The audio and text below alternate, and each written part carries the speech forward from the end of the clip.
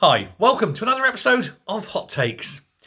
Angela Rayner has upped the limit of 300,000 houses a year to 370,000 houses a year, and nobody knows why. Least of all, I think, her. Now, I'm not going to go through the reasons why it's impossible. I've done that in previous videos, but we know it is just not possible. And we are now 1 month in to a Labour government. And they haven't built a single house. Now, one of the things that she's been saying is, we're all in this together. You know, we've all got to take our fair share. Well, it's a bit like Animal Farm, isn't it? Because you have to define what fair share means. Yes, we're all equal, but some are more equal than others. Because it's emerged that leading members of the cabinet, the housing targets in their constituencies have been slashed. And that number have been put onto other constituencies because it's important for cabinet ministers not to be seen damaging their own constituencies. No, don't want that. Want to keep our job. Don't want to upset the locals by heaving in an extra 7,000 units and filling them with illegal immigrants, because undoubtedly that's what would happen. And so the cabinet ministers, they don't want their constituencies heaving with foreign nationals who are unemployed, unemployable, don't speak English, have their strange alien ways, and who hate our culture.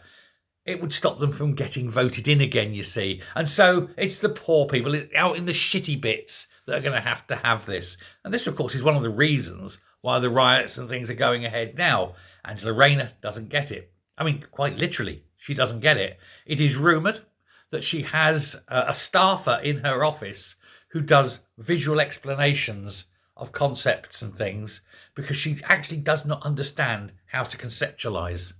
And we know she's almost illiterate and can't read big words, and so has to have these things verbally explained and visually shown so she can get it. This is the rumour. She's not bright. But they've had to give her an important job.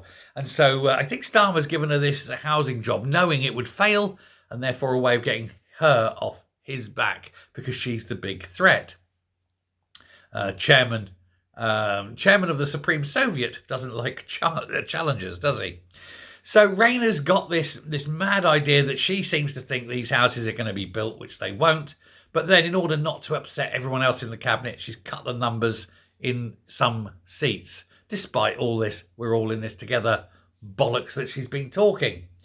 It's just that the numbers are crazy. They're making them mandatory, but I don't know what that means because, yeah, okay, we're going to make it a legal requirement that you have to build these houses in your place. But if they don't, what are they going to do?